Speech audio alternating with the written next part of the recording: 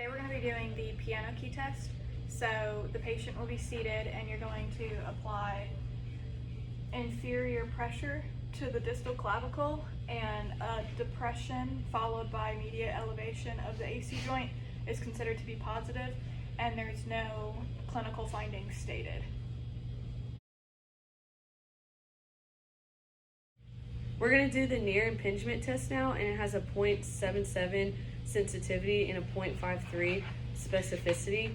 So you'll have your patient standing, and then you will passively internally rotate their hand so that their forearm is facing you. You'll stabilize up here and then stabilize at the wrist, and you will passively bring them up into full flexion and then passively back down.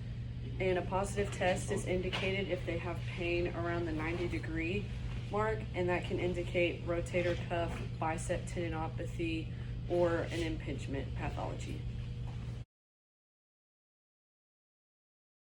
We're now going to do Yergason's. So the sensitivity is 0.39 and the specificity is 0.83.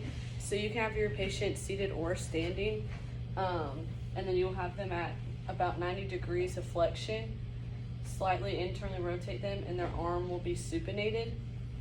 And basically what you're trying to do is you'll palpate the bicipital groove, and they're going to try and resist and stay into supination, internal rotation, while you try and pull them externally out and pronate their arm.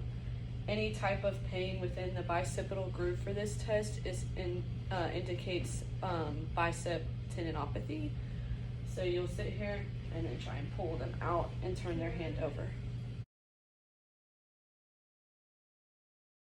We're going to be doing AC compression.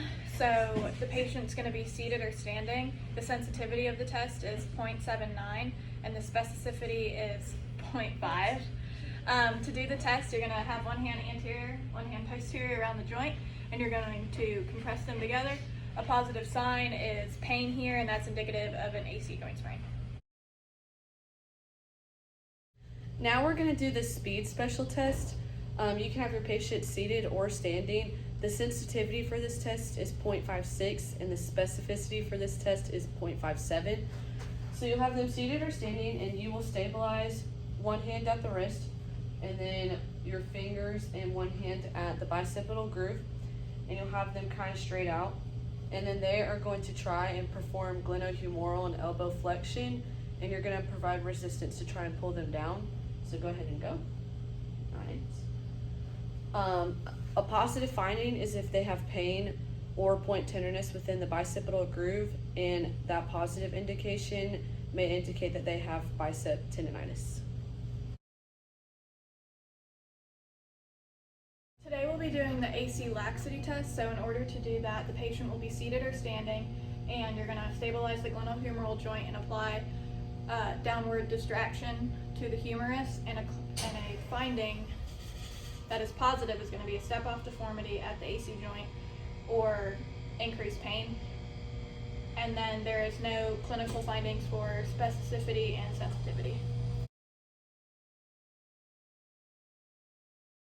Now we're going to do sulcus sign. So you can have your patient seated for this one and have them scoot to the side of the arm that you are testing. The sensitivity for this test is 0.3 and the specificity for this test is 0.91. So you will stabilize up at the scapula, and then you will have your other arm down at their wrist, and then you will provide a inferior downward traction force. And any inferior sliding or downward sliding of the humeral head is a positive finding, because that indicates that there is laxity in the superior GH ligament, which is another finding for inferior instability.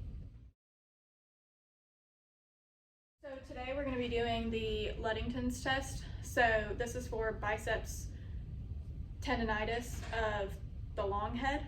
So the patient position, she's going to interlock her fingers and put them on the superior posterior portion of the head. And then I'm going to get up behind her. Maybe her. I'm going to press down on the bicipital groove of the long head tendon of the affected side, and she's going to contract her bicep tendons. And if a positive finding is pain or decreased tension of the biceps causing biceps tendonitis, and there's no clinical findings for sensitivity or specificity.